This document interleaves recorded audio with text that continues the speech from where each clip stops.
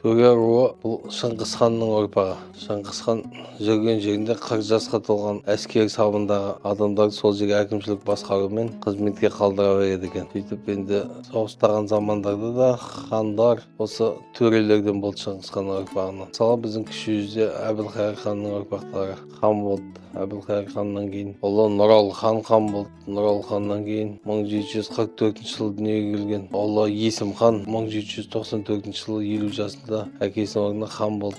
1797 жылға дейін сол кіші жүз қазақтардың қолынан қаза тапқаннан кейін оның орнына Әбілқайыр ханның 1727 жылғы ұлы Айшуақ ханды хан етіп тағайындады. Айшуақ хан 1805 жылға шейін 70 жасынан 78 жасына шейін хан болып, хандықты тастап, өзінің ұлы Жантөренің орнына хан жасап, тағы да 7 жыл өмір сүріп, 1812 жылы 85 жасында қайтыс болды. Ол Жантөре 1760 жылы туған баласы еді. Айшуақ ханның баласы Әбілқайыр ханның немересі. Ол 1809 жылға шейін 4 жыл хан болды. 49 жасында ол да өлтірілді.